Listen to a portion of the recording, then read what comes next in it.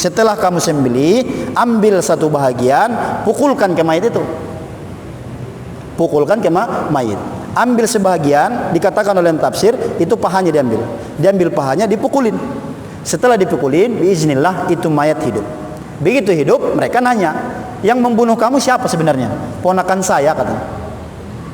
Barulah semua masyarakat tahu. Yang membunuh keponakan saya, soalnya CCTV dimatiin, jadi nggak ada yang lihat. Hadirin jamaah majelis duha yang dimuliakan Allah Subhanahu wa taala. Pagi ini kita mengkaji salah satu ayat Al-Qur'an yang terdapat dalam suratul Baqarah pada ayat 72 surat Al-Baqarah. A'udzu billahi minasyaitonir rajim. Bismillahirrahmanirrahim. Wa idh qataltum nafsan fadara'tum fiha wallahu mukhrijum ma kuntum taktumun. Yang artinya, ingatlah, kata Allah, wa idh, ingatlah, qataltum, ketika kamu membunuh nafsan, seorang jiwa, seorang manusia. Fadara'tum fiha, lalu kemudian kamu bertikai, bermusuhan, bahkan hampir saling membunuh. Wallahu mukhrijum ma kuntum taktumun, tetapi pada akhirnya Allah Subhanahu wa taala yang memberikan jalan keluar kepada apa-apa yang kamu sembunyikan, apa-apa yang kamu pertikaikan. Allah Subhanahu wa taala yang memberikan jalan keluarnya. Ayat ini Bapak-bapak sekalian berbicara tentang satu kisah, ya. Satu kisah di zaman Nabi Musa. Di zaman Nabi Musa, yaitu terkait dengan umatnya atau kaumnya Bani Israel. Ini bisa kita rujuk, ada 3 rujukan yang bisa kita lihat penjelasan ayat ini, termasuk Imam At-Tabari, kemudian juga dalam Tafsir Munir, juga dalam Marah Labidnya Syekh An-Nawawi Al-Jawi. Ini dibahas. Semua ulama hampir sama pendapatnya tentang hal ini. Bercerita tentang seorang manusia, orang kaya dulu di zaman Bani Israel, di zaman Nabi Musa. Ada orang kaya banget, tapi orang kaya ini dia nggak punya anak, Pak. Orang kaya nggak punya anak. Orang kaya banget. Dia hanya punya keponakan. Keponakan itu anak dari adik-adik kita, ya. Jadi ponakan itu anak dari adik-adik kita. Orang kaya ini nggak punya anak. Nah, keponakannya ini tinggal di rumahnya. Karena keponakannya ini tinggal di rumahnya, awalnya masih berjalan biasa-biasa saja, sebagaimana layaknya hubungan antara paman dengan keponakan.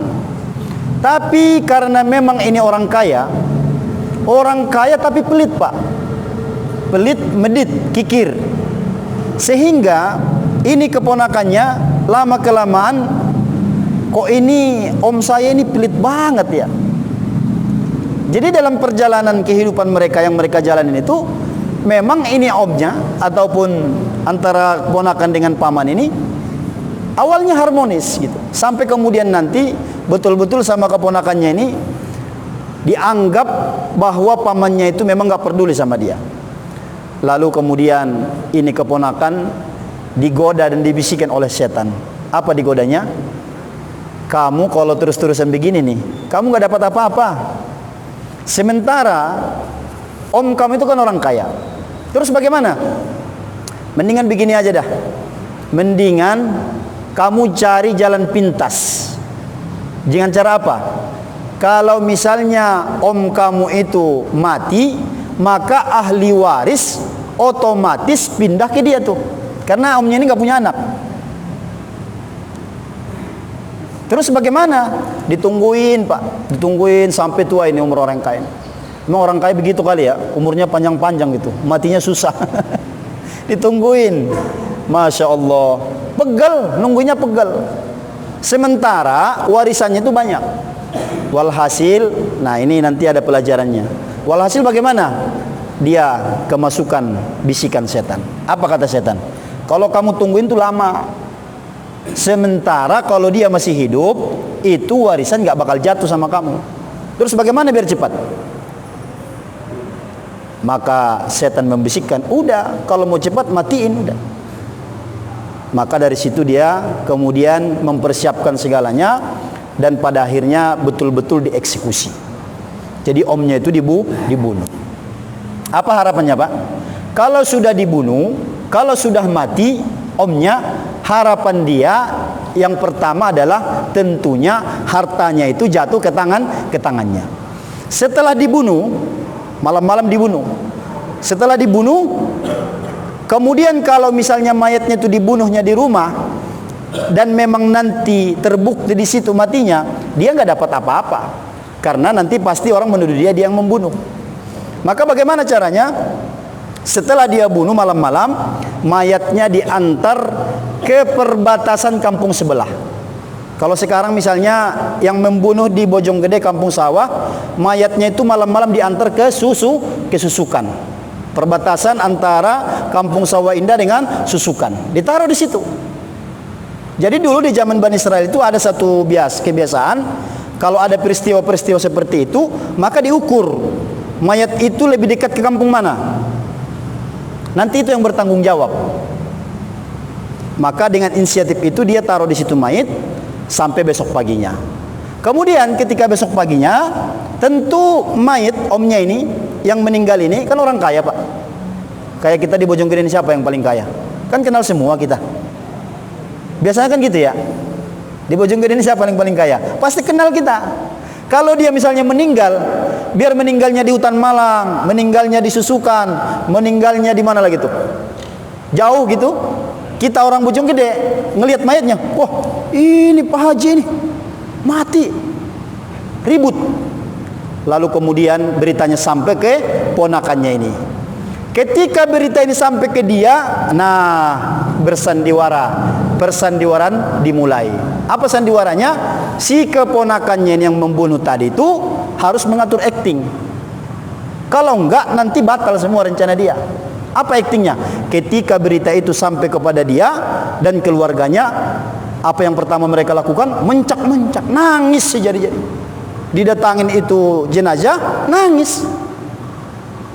Kemudian setelah nangis, wah udah, sambil berkata, kami tidak akan tinggal diam. Kami akan pasti menuntut siapa pelakunya. Wah, itu.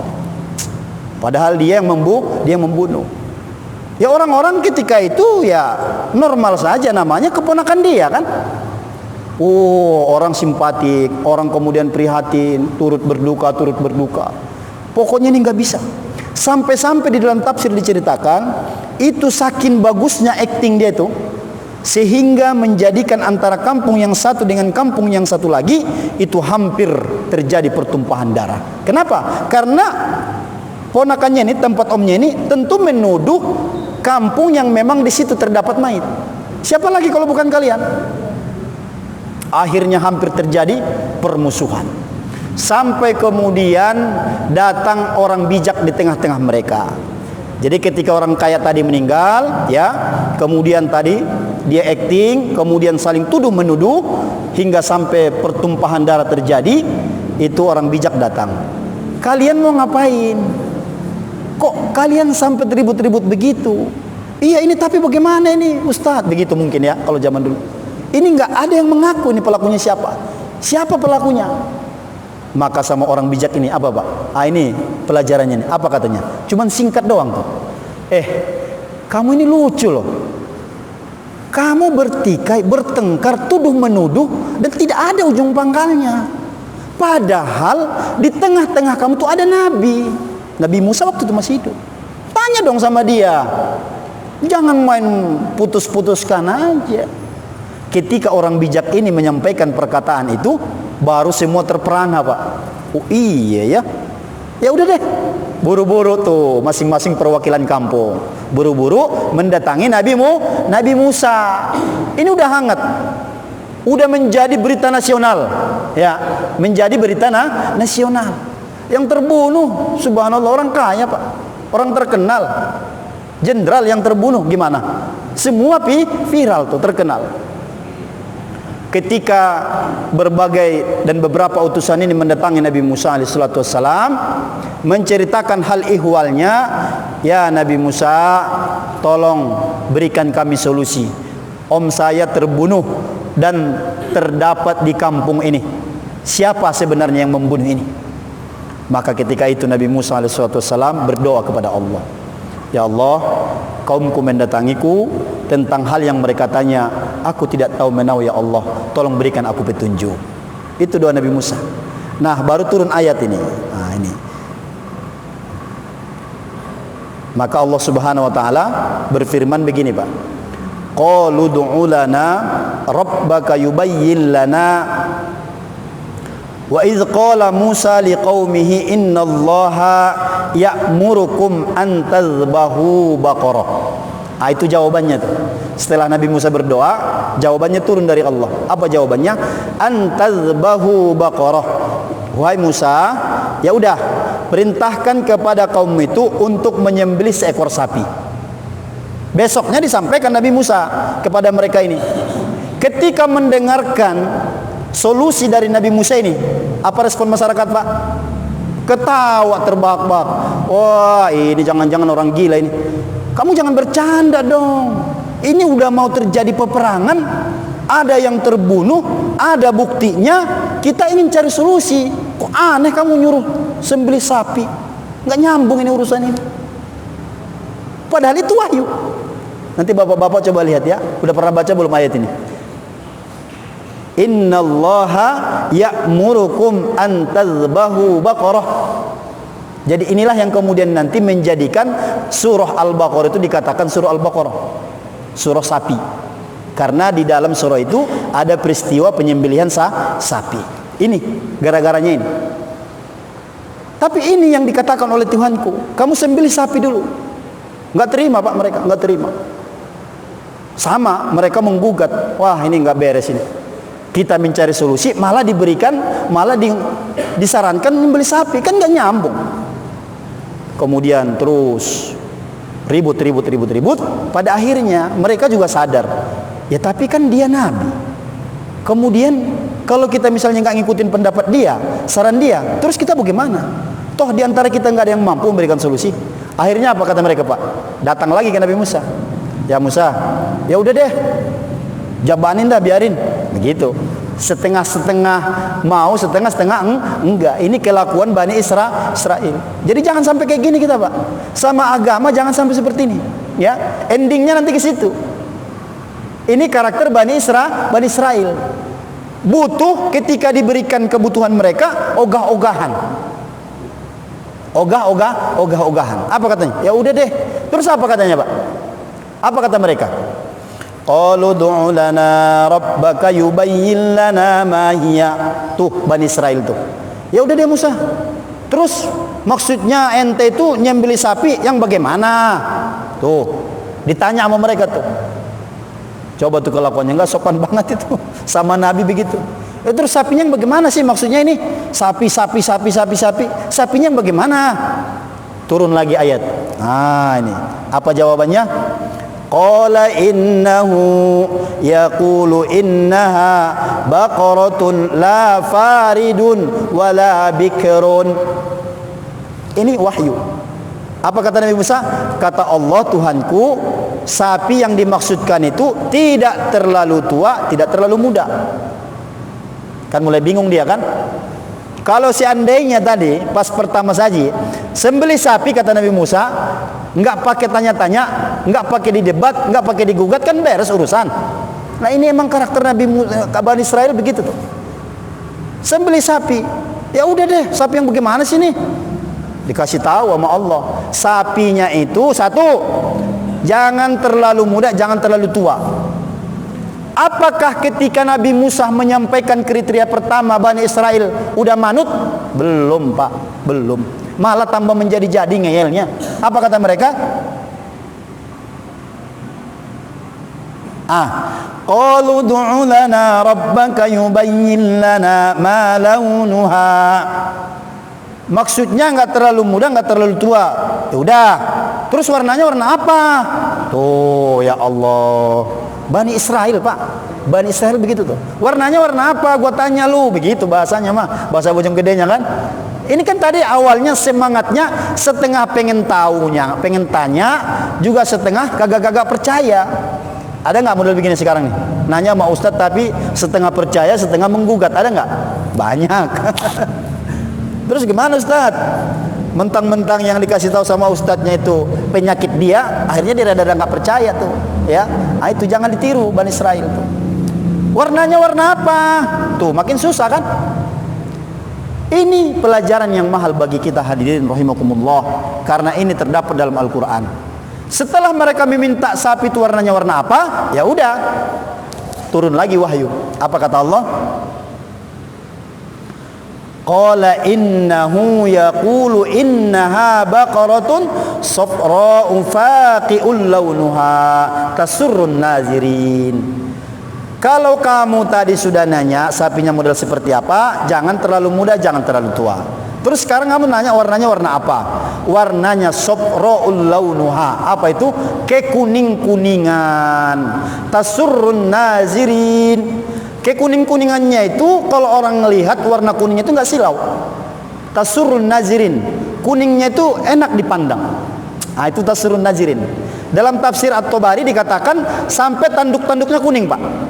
Sapinya itu tanduk-tanduknya kuning. Dari semuanya kuning tuh. Udah. Apakah ketika Nabi Musa menjelaskan kriteria yang tiga ini, Bani Israel manut, melaksanakan, mencari? Enggak. Emang dasar Bani Israel itu begitu. Apa kata mereka? Nanya lagi. Astagfirullahaladzim. Qalu du'u lana rabbaka yubayyin lana ma hiya. Tuh, qalu du'u lana rabbaka yubayyin lana ma launuha.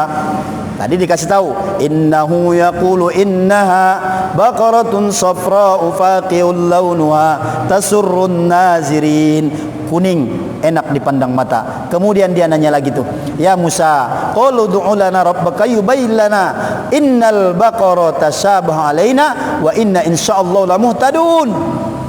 Coba dia terakhir biar lebih jelas. Insyaallah nih, kalau misalnya kamu kasih tahu ciri-ciri yang terakhir, udah deh kita cari, kita sembelih. Apa ayat yang turun berikutnya? Allah Subhanahu wa taala berfirman, qala innahu yaqulu innaha baqaratun. Ah, ini nih. Ya udah, kalau memang kalian butuh ciri-ciri yang lebih jelas lagi, apa kata Allah? Innaha baqaratun, sapinya itu la zalulun tusirul ard. Sapinya itu satu, tidak pernah dipakai membajak sawah. Ayo, makin susah itu. Sapi udah gede, warnanya kuning full, enak dipandang mata. Terus sapinya itu syaratnya jangan pernah dipakai membajak sawah. La zalulun tusirul ard wala taskil hars. Juga tidak boleh dipakai untuk mengairi. Ya, dipakai untuk membajak sawah nggak boleh. Kemudian apa lagi? Ini yang paling susah nih. Musallamatul la siyata fiha. Masya Allah. Terus sapinya itu mungkin kata Allah sekalian aja nih biar tahu. Musallamatul la siyata fiha. Sapinya itu nggak ada cacatnya.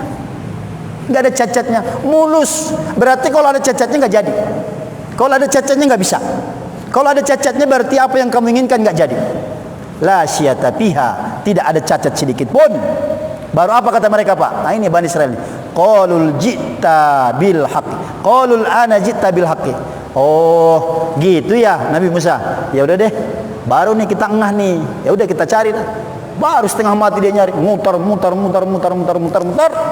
Ya susah nyarinya, Pak, yang begitu, Pak. Cari kampung sono, telepon ke Cilebut, telepon ke Bogor, telepon ke Jakarta, kaget. Telepon ke Banjarnegara, enggak ada yang begitu. Sampai kemudian memang sudah diskenariokan Allah Subhanahu wa taala, ketemu dengan salah satu anak, yang anak ini punya sapi memang dari kecil. Karena berkat dia berbakti kepada ibunya, itu sapi subhanallah. Tapi ini kan dijelaskan oleh ulama, skenario Allah. Allah sudah persiapkan semuanya. Ketemu dengan sapi itu.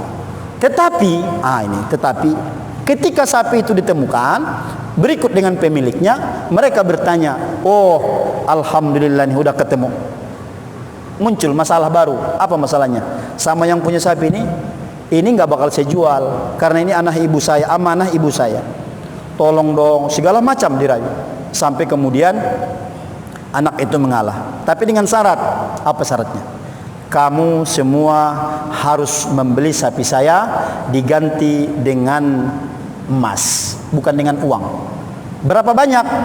Sebesar ataupun sebanyak isi kulit sapi ini, sebesar itulah emas yang kalian berikan kepada saya, baru saya serahkan sapi ini. Kan tambah susah itu ya. Bingung itu kalau dipikir. Akhirnya udahlah remukan kali, urungan 20.000 ya namanya si kampung kan. Bisa juga kali. Dapatlah itu, ditukarlah sapi itu dengan sebanyak apa tuh sego. Ya emas sebanyak kulitnya itu berapa tuh? Kalau dikiloin mah Masya Allah gitu ya. Nah itulah kemudian. Setelah itu bagaimana instruksi Allah Subhanahu Wa Taala? Kemudian ketika itu apa kata Allah terakhir? Faqul nadribuhu bi ba'diha kadzalika yuhyillahul mauta wa yurikum ayatihi la'allakum ta'qilun. Setelah kamu sembelih, ambil satu bahagian, pukulkan ke mayit itu. Pukulkan ke mayit. Ambil sebahagian, dikatakan oleh tafsir, itu pahanya diambil. Diambil pahanya, dipukulin. Setelah dipukulin, biiznillah itu mayat hidup. Begitu hidup, mereka nanya, yang membunuh kamu siapa sebenarnya? Ponakan saya katanya. Barulah semua masyarakat tahu. Yang membunuh keponakan saya, soalnya CCTV dimatiin. Jadi nggak ada yang lihat. Nggak ada CCTV. Akhirnya Allah Subhanahu Wa Taala. Nah ini, ya, ini pelajarannya apa Pak? Apa yang bisa kita ambil? Ini nih kita yang hadirin ini. Sekarang kalau kita ketemu masalah yang kemelut, baik itu masalah pribadi, apalagi masalah masyarakat, masalah umum, maka jalan satu-satunya adalah bagaimana? Kembali dirujuk kepada Al-Quran. Begitu dong. Itu kata ulama. Kalau nggak dikembalikan kepada Al-Quran, muter. Sebagaimana muter-muternya hari ini masalah korupsi. Coba siapa yang bisa memberikan satu persentase dengan ilmu dan kemudian penemuan dia itu, rumusan dia itu, ayo presentasikan di mahkamah, di DPR. Nanti terbukti kalau dijalankan itu akan menyelesaikan korupsi. Enggak ada sampai hari ini. Cuman memang yang namanya Bani Israel tuh, ya na'udzubillah kita sama dengan mereka. Ngeyel. Ada Al-Quran di hadapan kita. Al-Quran enggak pernah dirujuk. Tuh pelajarannya itu. Jadi kalau kita ini hari ini nih, kita punya masalah Pak. Kita punya masalah. Terus masalah kita itu kita tidak kembalikan kepada Al-Quran. Kita sama dengan Bani Israel. Makanya Allah membuat satu perumpamaan ini begitu sulit dan rumit, ya, begitu sulit dan rumit sehingga masyarakat itu ketika itu hampir sampai saling membunuh. Untung mereka mengembalikan kepada Nabi dan kitab. Ketika mereka mengembalikan kepada Nabi dan kitab, selesai masalah. Faqul nadribuhu bi ba'diha kadzalika yuhyillahul mauta wa yurikum la'allakum ta'qilun. Dipukulin, diambil sapi itu, pukulin, bangun, hidup. Ya Allah yang mengatur semua. Nah ini juga sekaligus dalil bahwa Allah itu yuhyi wa yumit. Ini juga sekaligus dalil dijelaskan ulama, begitulah cara Allah nanti membangkitkan manusia di hari kiamat. Ini juga sekaligus dalil betapa Allah itu qadirun, berkuasa. Ini juga sekaligus dalil betapa orang yang lemah yang bernama manusia itu kalau nggak mau mengembalikan kepada Allah, sama siapa lagi dia mau mengembalikan? Faqul nadribuhu, dipukulin, itu mayit bangkit tiba-tiba. Masyarakat nanya, terus siapa yang membunuh kamu? Yang membunuh saya adalah keponakan saya. Baru dia mati lagi. Cuman ngasih tahu itu doang. Baru dia mati lagi. Bisa nggak Allah misalnya menyuruh Nabi Musa, ya Musa, itu yang membunuh itu orang keponakannya, bilang aja sama mereka. Bisa kan redaksinya, nggak usah berbelit-belit seperti ini, ya, iya, nggak usah pakai jembeli sapi, kan bisa Allah. Ayo Pak, kita telah ini ayat ini. Maka kalau kita ngaji itu harus benar-benar supaya kita mendapatkan manfaat.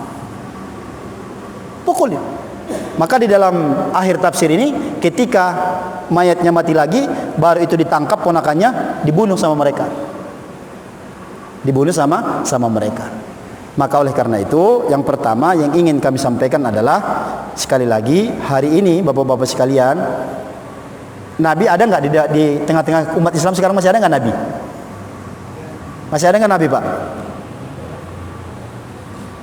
Ini majelis duha nih mahal-mahal suaranya. Sekarang ini di tengah-tengah kita Nabi masih ada nggak? Ada apa enggak? Masih ada nggak Nabi sekarang ini di tengah-tengah kita? Bingung jawabnya. Kalau sudah nggak ada, kalau kita jawabnya nggak ada, terus kalau kita punya masalah, kita ngerujuk sama siapa? Nanya sama siapa? Nanya sama Haji Sukro. Kalau kita bingung, kalau nanya sama Haji Sukro dikasih beras doang. Jasadnya tidak ada, tapi ajarannya ada. Dan kita hari ini yang kita butuhkan adalah bimbingannya, tuntunannya. Gitu maksudnya ya. Terus setelah itu bagaimana? Kalau masih ada, kalau kita mengatakan Nabi masih ada, bimakna yang tadi, berarti mafhum mukhalafahnya adalah sekarang ini kalau kita punya masalah bapak-bapak sekalian, mesti nanya amanah Nabi. Kalau enggak nanti terjadi seperti Bani Israil. Kalau yang di sini ditamsilkan bunuh membunuh, mungkin nanti kita bukan bunuh membunuh, tergantung masalahnya. Kalau itu berkaitan dengan masalah keluarga misalnya, kita punya masalah dengan istri, tapi kita nggak mau merujuk, nggak mau nanya sama Nabi, udah muter-muter di situ. Bisa mati juga, bukan istrinya kita matiin. Ya, persoalannya nggak dapat, jalan keluarnya nggak ketemu.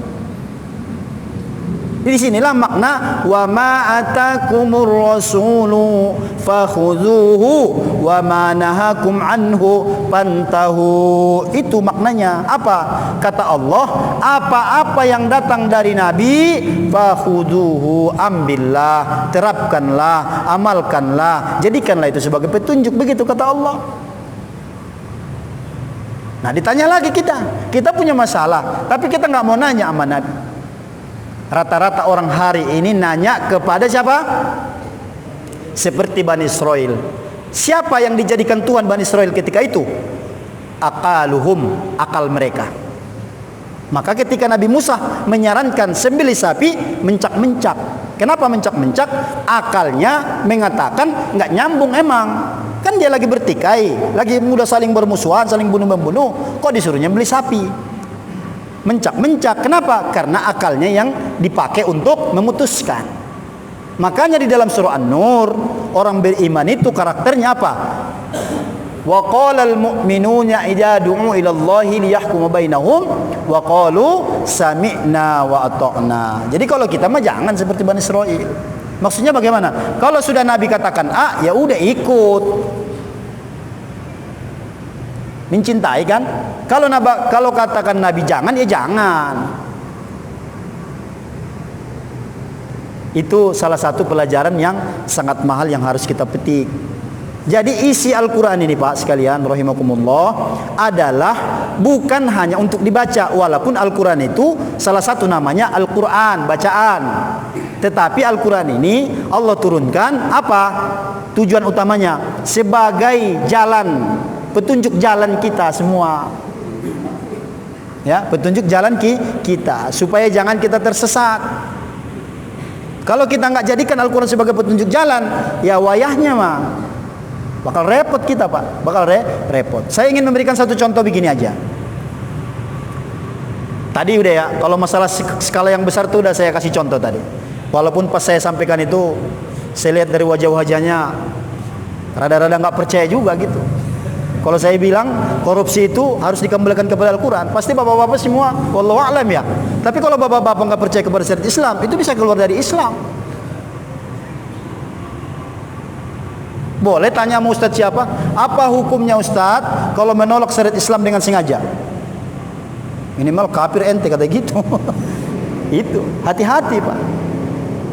Sekarang kan real kan ya, bahwa sekarang ini misalnya tuh masalah korupsi kan orang nggak merujuk kepada Al-Quran kan solusinya kan. Tapi setiap hari kita disuguhin dengan fakta itu. Atau kita ingin mengatakan di negeri ini udah nggak ada korupsi kok, udah mana-mana aja.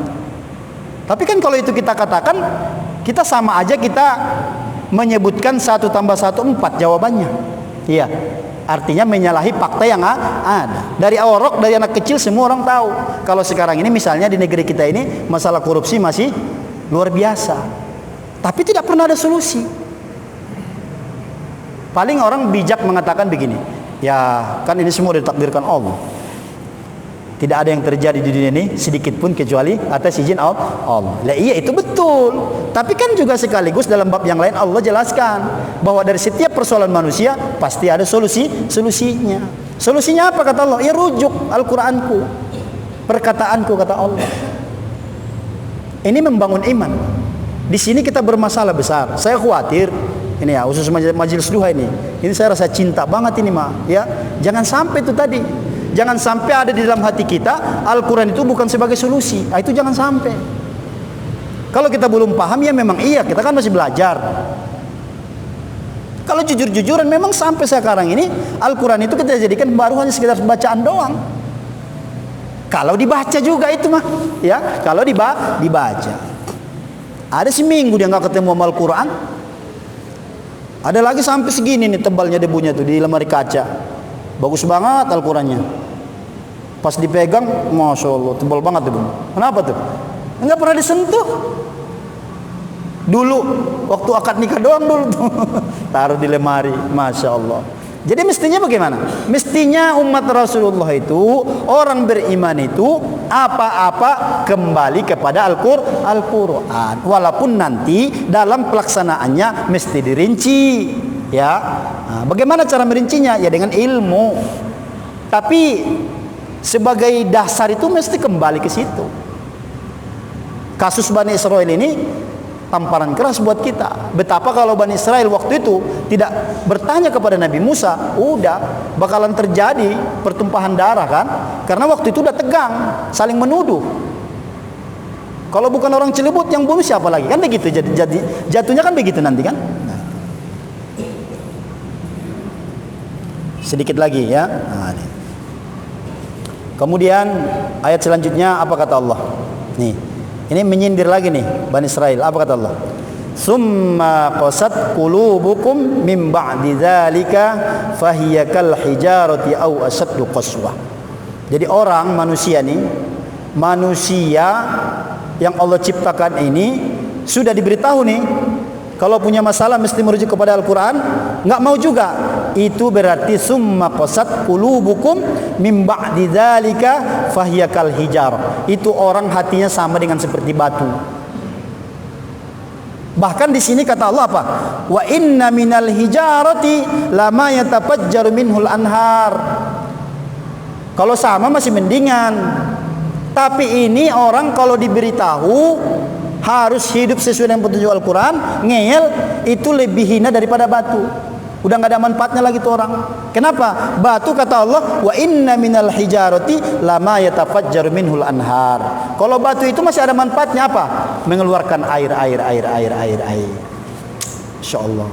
Jadi hati kalau sudah keras Pak, bahaya Pak. Inilah musibah yang besar.